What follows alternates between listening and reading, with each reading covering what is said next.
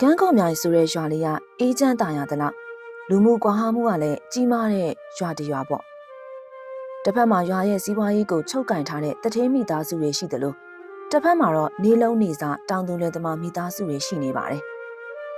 ဒီလယ်သမားမိသားစုတွေတည်းကမှအလွန်ဆင်းရဲပေမဲ့စိတ်ဓာတ်မဆင်းရဲတဲ့မိသားစုတစ်ခုကတော့မောင်သားချိုတို့မိသားစုပါပဲတာချိုကပထမနေ့တက္ကသိုလ်ကျောင်းသားတစ်ယောက်ပါသူ့ဖေနဲ့မေကသူ့ကျောင်းစရိတ်အတွက်သူများလည်းမှာအငားလိုက်အလုံးလုံးတယ်လို့ညဘက်ဆိုလည်းအမေဖြစ်သူကမုံလုံးရောင်းပြီးပံ့ပိုးပေးပါတယ်။တာချိုကလည်းမိဘတွေရဲ့ကျေးဇူးကိုသိတယ်။သူလုံနိုင်တာဆိုလို့စာကြိုးစားခြင်းတစ်ခုပဲရှိရဆိုတော့ညဘက်ဆိုရွာကတခြားအိမ်တွေအိမ်မောကြနေချိန်မှာတာချိုရဲ့တဲလေးတွေကရေနံစင်မီးခွက်ရောက်တော့မငြိမ်းသေးပါဘူး။ရလက်နေနဲ့ကျောင်းမှာစာမေးပွဲဖြေတိုင်းစာရန်ပြုစုတိုင်းတာချိုကအမြဲတမ်းအမှတ်အများဆုံးနဲ့ပထမနေရာမှာပဲရှိနေခဲ့ပါတယ်။ဆရာဆရာမတွေရဲ့ချီးကျူးဂုဏ်ပြုစကားတွေကသူ့အတွက်ခွန်အားဖြစ်စေခဲ့တယ်ပေါ့။ဒါပေမဲ့တာချိုရဲ့ထူးချွန်မှုကရွာတထေးသား9ယောက်အတွက်တော့ညခုံးမွေးစူးစရာဖြစ်လာခဲ့တယ်။သူတို့ကတော့မင်းနောင်စိုးကြီးကြော်စင်ဘာတုံနဲ့လှစိန်တို့ဖြစ်ပါတယ်။ဒီ9ယောက်ကကျောင်းမှာတော့စာသင်ခန်းနောက်ဆုံးတန်းကအမြဲတမ်းဧည့်သည်တော်တွေပေါ့။သူတို့ဘဝမှာငွေရလွင်ဘာမှမလိုဘူးလို့ထင်ထားပေမဲ့သူတို့မိဘတွေကတော့ဒီလိုမဟုတ်ပါဘူး။ညစာစားပွဲတစ်ခုမှာမင်းနောင်ရဲ့အဖေတထေးဦးဆိုင်ရှင်ကစင်ရင်စာရွက်တစ်ရွက်ကိုစပွဲပေါ်ပြစ်တင်လိုက်တယ်။မင်းနောင်မင်းရဲ့စာမေးပွဲရလက်ကိုကြည့်စမ်း။ဒါဘာကောင်းမှမဟုတ်တဲ့တာချိုဆိုတဲ့ကောင်ရဲ့လေးပုံတစ်ပုံတော့မရှိဘူး။ငါမှမင်းအတွက်ငွေတွေပုတ်အောပေးနေရတာ။အဲ့ဒီလေသမားသားတစ်ယောက်ကိုတော့မရှင်းနိုင်ဘူးလားကွာ။ဟမ်ဒီလိုစကားမျိုးကစိုးကြီးကြော်စင်တို့အိမ်တွေမှာလည်းပုံစံမျိုးစုံနဲ့ထွက်ပေါ်နေခဲ့ပါတယ်။တာချိုလိုစူးစမ်းချက်တာချိုကိုကြည့်စားတဲ့စကားလုံးတွေက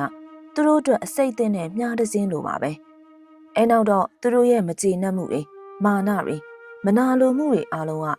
တာချိုဆိုတဲ့ပြစ်မှတ်တစ်ခုတည်းစီကိုသာဥတီသွားခဲ့ပါတယ်။နောက်တနေ့ကစပြီးတာချိုဘဝဟာပြောင်းလဲသွားတော့တယ်။ကြောင်းသွားတဲ့လမ်းမှာ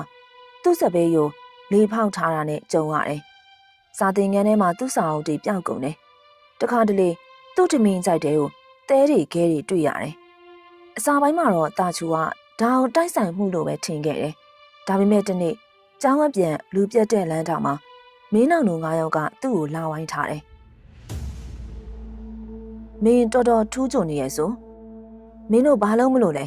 ။ဟဲ့ကောင်ငါတို့ကိုစကားပြန်မပြောနဲ့မင်းကြောင့်ငါတို့အိမ်မှာအပြောခံနေရတာမင်းသာစာမေးပွဲမှာမရှိတော့ရင်ဒါမှမဟုတ်မင်းသာဒီကျောင်းမှာမရှိတော့ရင်အားလုံးအဆင်ပြေသွားမှာသူတို့တွေတာချို့ကိုဝိုင်းတွန်းထိုးကြပါတယ်ကြော်စင်ကသူ့ရဲ့စာအုပ်ကိုဆွဲဖြက်ပစ်လိုက်တယ်တာချို့ပြန်မခုခံနိုင်ခဲ့ပါဘူးသူကတစ်ယောက်တည်းသူတို့က9ယောက်ကိုညဘက်အိမ်ပြန်ရောက်တော့တာချို့မိကသူ့ကိုယ်ပေါ်ကဖုန်နေဒဏ်ရာတွေကိုတွေ့သွားတယ်တာဘာဖြစ်လာလဲချော်လဲလာလားတာချိုကနာကျင်မှုကိုမျိုးချပြီးခေါင်းခါလိုက်တယ်ဟုတ်ကဲ့အမေချော်လဲတာပါဘာမှမဖြစ်ပါဘူးသူပြန်မပြောရက်ခဲ့ပါဘူးသူမိဘတွေကသူ့အတွက်ဒီလောက်ပင်ပန်းနေရတာသူကိစ္စထပ်မရှာခြင်းတော့ဘူးပေါ့သူမိဘတွေကတထေးသားသမီးတွေကိုဘလို့မှသွားရှင်နိုင်မှာမဟုတ်ဘူးဆိုတာသူသိပါတယ်ဒါကြောင့်တာချိုအရာအလုံးကိုတိတ်တိတ်လေးပဲတင်းခံထားလိုက်တယ်ဒီလိုနဲ့တလားလောက်ကြာသွားတယ်။တာချိုတယောက်တည်းမင်းနောင်တို့နဲ့မတွေ့အောင်ရှောင်တင်းရင်ကြောက်ဆက်တက်နေခဲ့ရတာပေါ့။နောက်ဆုံးစာမေးပွဲကြီးပြီးသွားတဲ့နေ့တာချိုတယောက်စာသင်ခန်းထဲကနေနောက်ဆုံးမှထွက်လာခဲ့တယ်။အဲဒီချိန်မင်းနောင်တို့အုပ်စုသူ့ကိုစောင့်နေလိမ့်မယ်လို့တာချိုမထင်ခဲ့ပါဘူး။ဒါပေမဲ့ထူးဆန်းစွာပဲသူတို့9ယောက်ရဲ့မျက်နှာတွေကပြုံးရွှင်နေတယ်။တာချိုနေုံကွာတာချိုကြောင်သွားပါတယ်။မင်းနောင်ကသူ့ပခေါ်ကိုလာဖက်လိုက်တာပါငါတို့မင်းကိုတောင်းပန်ခြင်းလို့ပါကွာ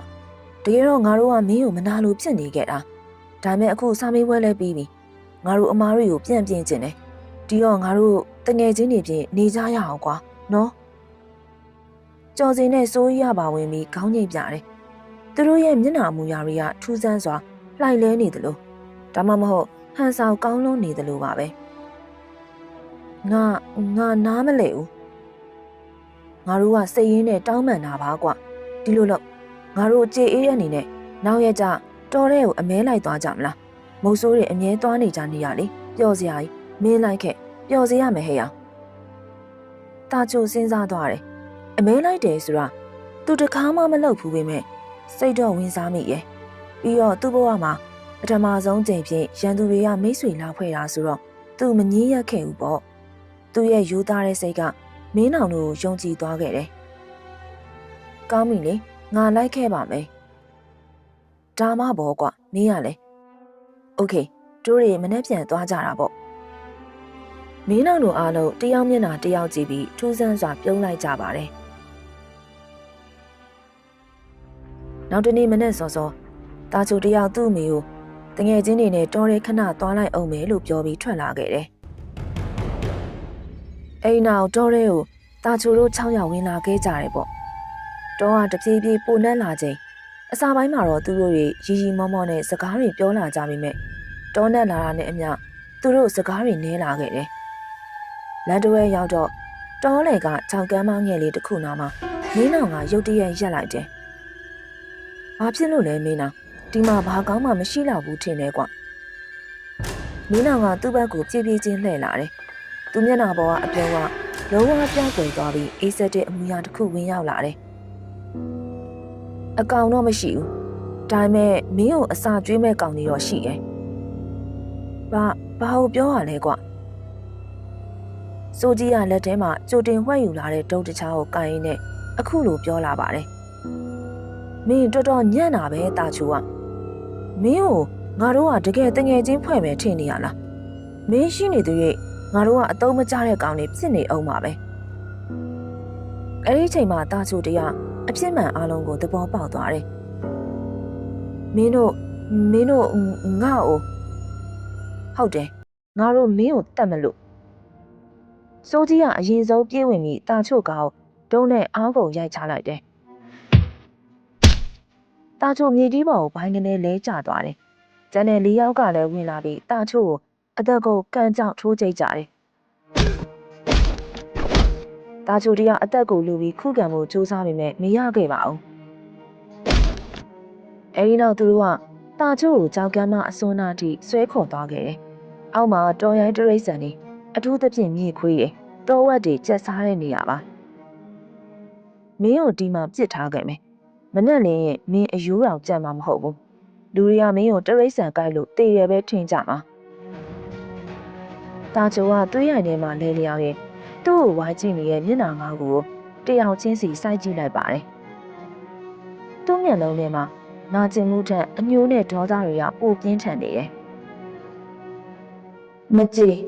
ငါမကြည့်ဘူး။မင်းတို့အားလုံးတရားမကြမ်းငါတို့ပဲနာနာကျင်ကျင်နဲ့သိစေရမယ်။ငါပြန်လာခဲ့မယ်။ငါမင်းတို့အားလုံးပြန်လာခေါ်မယ်လို့ငါကြိမ်တယ်။သူ့ရဲ့ကြိမ်စာတန်ကတောနက်ကြီးတစ်ခုတော့ပဲ့တင်ထပ်သွားပါတယ်။မင်းတို့ဘက်ခဏတော့ကြက်သိမ်းထသွားပြီမဲ့ပြီးတော့ဟာတာယူမော်ရင်တာချို့ကိုကြောင်းအောက်ကိုကန်ချပြီးတော်ရီကနေပြန်ထွက်သွားကြပါတော့တယ်။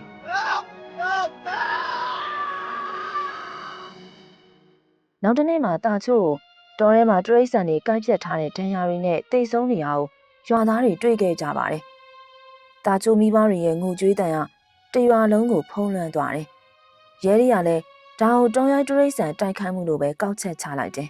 ။မင်းတို့9ယောက်ကတော့အာသူဘကိုတော့မျက်နှာပြောင်တိုက်ပြီးလာခဲ့ကြသေးရပါ။အဲ့လိုနဲ့တာချိုးမိဘတွေက9ရက်ပြည့်မှာတားအတွက်ရေစက်ချအမျှဝေခဲ့တယ်။တားလေဘဝဆက်တိုင်းမှာဒီလိုအဖြစ်ဆိုနဲ့မကြုံပါစေနဲ့။ကောင်းရမှုရရောက်ပါစေကွယ်။ဒါမဲ့တာချိုးရဲ့အညူကသူတို့ရဲ့မေတ္တာပူတန်ထက်ပိုပြင်းထန်နေခဲ့ပါတယ်။အဲဒီညမှာပဲအဖွဲတွေကဘာတုတ်တရသူ့အိမ်မှာကြောင်ကရန်းနေဖြစ်ပြီးအော်ဟစ်တော့တယ်။မလာနဲ့ငါစီမလာနဲ့တာချိုမင်းပြန်လာပြီလား။သူ့အမေဖေကပြေးဝင်လာတော့ဘာတုတ်တရဂရင်တောင်းမှကပ်ပြီးတုံတုံရင်ရင်ဖြစ်နေတာတွေ့လိုက်ရတယ်။အမေတာအိမ်မက်တယ်တာချိုပြန်လာပြီ။ तू တွေးရအများကြီးနဲ့ तू ပြောတယ် तू ငါတို့တယောက်ချင်းစီလာခေါ်မယ်တဲ့ နောက်တနေ့မနက်မှာဘာတုတ်ကကြံတဲ့လေးယောက်ကိုဒီအကြောင်းပြန်ပြောပြတယ်။မင်းကြောက်စိတ်များနေတာပါကွာလူသေးကဘလို့ပြန်လာမလဲ။ဟုတ်တယ်မင်းရှောက်မပြောနဲ့လူတွေကြားကုန်မယ်။အိမ်ညမှာပဲပထမလက်စားချေမှုစတင်ခဲ့တယ်။ဘာတုတ်တယောက်အိမ်သာသွားဖို့အိမ်အောက်ထက်ဆင်းလာခဲ့တယ်။အိမ်နောက်ဘေးကရေရိုးစင်သားရောက်သူ့နောက်ကနေအေးဆက်ဆက်လက်တစ်ဖက်ကသူ့ပခုံးကိုလာကင်လိုက်တယ်။သူလဲကြည့်လိုက်တော့သွေးတွေဆူရွှဲနေတဲ့တာချူကသူ့ကိုစိုက်ကြည့်နေတယ်။ငါပြန်လာပြီဘာတုတ်ရဲ့အော်တန်ကိုဘယ်သူမှမကြားလိုက်ရပါဘူး။နောက်တနေ့မနက်မှာဘာတုတ်ကိုရေဦးစင်ထဲမှာခေါင်းဆိုင်ကြပြီးတေနေရတွေ့လိုက်ရတယ်။သူ့မျက်လုံးတွေကကြောက်တဲ့တကြားပြူးကျဲနေခဲ့တယ်။ဒီသတင်းကကြံတဲ့လေးယောက်ကိုတုန်လှုပ်သွားစေတော့တယ်။ဒုတိယတစ်ယောက်ကလှစိန်သူကကြောက်လွန်လို့ဘဲမှမသွားရဲပဲသူ့ခန်းထဲမှာပဲပုန်းနေရပါ။ညတကောင်ရန်သူအိပ်ပျော်နေုံမှာသူ့ကိုတစုံတစ်ယောက်ကလာနှိုးခဲ့တယ်။သူမျက်လုံးဖွင့်ကြည့်လိုက်တော့တာချူကသူ့ကတင်ပြီးမှရက်နေတယ်။မင်းတို့ငါ့ကိုရိုက်ခဲ့ကြတယ်နော်။လှစိန်ကြောက်လွန်လို့အခန်းထဲကနေပြေးထွက်ပြီးလေကားပေါ်ကနေအားကုန်ပြေးဆင်းခဲ့တယ်။ဒါပေမဲ့လေကားတစ်တရာရုတ်တရက်ပြော့ကျသွားပြီးသူ့ခြေထောက်ကိုတခုခုကလာဆွဲထားသလိုဖြစ်သွားတယ်။အိမ်နောက်သူ့လေကားပေါ်ကနေပြုတ်ကျသွားပြီးလေဘင်းကျိုးကချက်ချင်းစုံသွားတော့တယ်။နောက်ပိုင်းမှာစိုးရီနဲ့ကြော်စင်တို့ကြောက်လက်တကြားဖြစ်ပြီးမင်းအောင်ရဲ့အိမ်ကြီးပေါ်မှာတွားပုန်းနေကြတယ်။မင်းအောင်ဒါမင်းကြံပဲအခုသားချို့တကယ်ပြန်လာတတ်နေပြီငါတို့ဘလို့လုပ်မလဲမကြောက်စမ်းပါနဲ့ကွာဒါတိုက်ဆိုင်တာကွာတိုက်ဆိုင်တာမဟုတ်ဘူးသူငါတို့တကယ်တတ်နေတာအဲ့ဒီည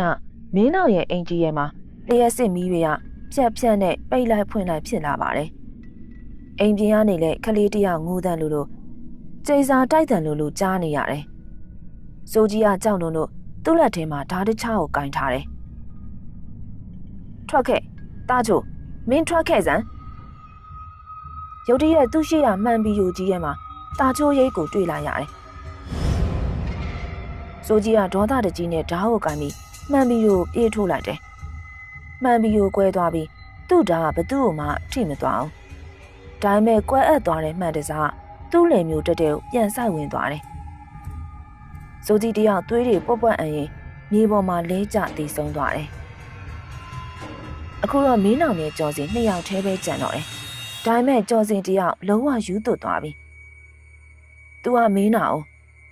မင်းကြောင့်အားလုံးတည်ရတာအော်ဟီပီရွာထဲကနေပြေးထွက်သွားခဲ့တယ်သူရွာလမ်းမပေါ်မှာငါမတက်ဘူးအဲ့လိုအော်ဟီရဲ့ကားတစ်စီးရှိကိုပြေးဝင်တိုင်းမိပြီးနောက်ပွဲချင်းပြီးဆုံးသွားခဲ့တော့တယ်နောက်ဆုံးမင်းနောင်တယောက်ပဲကြံမာတော့တယ်ဒီအချိန်မှာသူ့အဖိုးရဲ့ကြွယ်ဝမှုသူ့ရဲ့မာနသူ့ရဲ့အာဏာဘာတစ်ခုမှတာချိုးရဲ့အညို့မကာကွယ်နိုင်ခဲ့ပါဘူးသူသိလိုက်ပြီဒီညသူ့အလှဲ့ပဲဆိုတာသူတေးရမှာအရန်ကြောက်သွားပြီရှေးရလူတွေလိုအသေးစိုးနဲ့မသေးခြင်းတော့ဘူးဒီတော့သူ့မှာလှုပ်ရှားတစ်ခုပဲကြံတော့တယ်မင်းနောက်တယောက်မိုးတွေရွာနေရဲ့ညတကောင်ကြီးမှာအိမ်ကနေပြေးထွက်သွားပြီးတနေရာတည်းကိုသာဥတီသွားလိုက်တယ်အဲ့ဒါကတော့တာချိုးရဲ့မိဘတွေရှိရဲ့တဲလေးစီကိုပါပဲအိမ်နောက်သူတာချိုးမိဘတွေရဲ့ခြေထောက်အောက်မှာဝစ်သွားရင်ငိုယူတောင်းပန်တော့တယ်အန်ဒီဦးလေးကျွန်တော်ကိုကဲပါတာချိုးကိုတားပေးပါကျွန်တော်တို့တတ်ခဲ့တာပါသူ့ကိုတရိတ်ဆန်ကြိုက်တာမဟုတ်ပါဘူးကျွန်တော်တို့9ယောက်သူ့ကိုတော်ရဲခေါ်သွားပြီးတတ်ခဲ့တာပါတာချိုးမိဘတွေကဒီစကားကြတော့မိုးကြိုးပြစ်ချလိုက်တယ်လို့ခံစားလိုက်ရပါတယ်သူတို့သားရဲ့တည်ဆုံမှုအမှန်တရားဒီလောက်ရက်ဆက်လိုက်မယ်လို့မထင်ထားခဲ့တာကြောင့်ပါသူကျွန်တော်တငယ်ချင်းတွေကိုတယောက်ပြီးတယောက်လာတတ်နေပြီအခုကျွန်တော်မသေးချင်သေးဘူးကျွန်တော်ကိုကဲပါတာချိုးအမေကမျက်ရည်တွေကြားကနေမင်းနာကိုစိုက်ကြည့်လိုက်တယ်သူ့စိတ်ထဲမှာဒေါသထွက်နေပြီမဲ့သူ့သားတရားအမျိုးကြီးရဲ့ဝိညာဉ်ဘဝနဲ့တန်တရားမှာဆက်ပြီးအပြစ်တွေကျူးလွန်နေမှာကိုသူပိုပြီးကြောက်ရွံ့သွားခဲ့တယ် မင်းငါသားကိုတတ်ခဲ့တယ်အခုငါသားမင်းကိုပြန်တတ်နေပြီဒါပေမဲ့ငါသားကိုဒီအပြစ်တွေထဲကနေငါဆွဲထုတ်ရမယ်မင်းငါနဲ့တူရွာဦးเจ้าကဆရာတော်စီလိုက်ခဲ့မနက်လင်းအားကြီးမှာတာချုံမိဘတွေနဲ့မင်းနောင်တို့ဆရာတော်ဖျားကြီးစီရောက်သွားကြတယ်အကြောင်းစုံကိုရှောက်တင်မိရဲ့အခါဆရာတော်ကတပ်ပြင်းရှည်ယူချလိုက်တယ်အညိုးဆိုတာမီးလိုပဲအချိန်မီမငြိမ့်သက်နိုင်အားလုံးလောင်ကျွမ်းသွားလိမ့်မယ်မင်းနောင်မင်းရဲ့အပြစ်ကကြီးမာတယ်ဒါပေမဲ့တာချိုးဝိညာဉ်ကိုလည်းဒီအာကုသိုလ်လမ်းကနေပြန်ခေါ်ရမယ်ဆရာတော်ကတာချိုးမိဘတွေကိုတားဖြစ်သူကိုရည်စူးပြီးအကြီးရဲ့ကျဲစွန်ကက်အလှဒါနပြုစေခဲ့တယ်မင်းနောင်ကတော့ဖျားရှိမှဒူးတုပ်ပြီးသူ့အပြစ်ကိုအကြိမ်ကြိမ်ဝင်ချတောင်းပန်စေခဲ့တယ်တာချိုးမီကမျက်ရည်တွေနဲ့တူလူရန်စရာတွေကိုကမ်းပြီးရေးဆက်ချလိုက်တယ်။တားလေးတာချိုအမေတို့မင်းကိုတတ်ခဲ့တဲ့မင်းနာကိုခွင့်လွှတ်လိုက်ပါပြီ။ဒီကုသိုလ်တွေကိုတားရရှိပြီးအညိုးတွေကိုအားလုံးဖြေးဖြောက်ပြီးကောင်းရမွန်ရအောင်ရောက်ပါတော့။သူတို့အမြလို့ရွတ်ဆိုလိုက်တဲ့အချိန်မှာပဲဘုံကြီးကျောင်းတစ်ဝိုင်းမှာအေးဆက်နေရဲ့လေပြင်းတစ်ချက်ဝူကနေတိုက်ခတ်သွားပြီးဝမ်းထဲစွာငူဆိုင်လိုက်တဲ့အတန်တက်တက်တစ်ခုတပြေးပြေးတိုးမြင့်ပြောက်ကွယ်သွားပါတော့တယ်။အညိုးတွေပြင်းငိမ့်သွားခဲ့ပါပြီ။မင်းနောက်တယောက်အသက်ချမ်းသာရာရခဲ့ပေမဲ့သူ့ရဲ့အပြစ်တွေကတော့ပျောက်ကွယ်မသွားခဲ့ပါဘူး။ဆရာတော်ကသူ့ကိုကြည့်ပြီးမိန့်ကြားလိုက်တယ်။မင်းအသက်ရှင်ခွင့်ရခဲ့ပြီ။ဒါပေမဲ့မင်းကျူးလွန်ခဲ့တဲ့အပြစ်တွေအတွက်တော့မင်းကိုယ်တိုင်ပြန်ပေးဆက်ရလိမ့်မယ်။မင်းဒီเจ้าမှာပဲသင်္ကန်းဝတ်ပြီးမင်းတက်ခဲ့တဲ့တာချိုအထွက်ရောမင်းကြောင့်တည်ခဲ့ရတဲ့တငယ်ချင်း၄ယောက်အတွက်ပါကုသိုလ်တရားတွေနဲ့အပြည့်ဖြေတော့မင်းနောက်တရားဘာမှပြန်မပြောတော့ပဲဆရာတော်ရဲ့ခြေရည်မှာဥသုံးချိန်ချလိုက်တယ်သူ့မျက်လုံးထဲမှာတော့မာနတွေမရှိတော့ပဲနောင်နာတရားတွေနဲ့သာပြည့်နှက်နေခဲ့ပါတယ်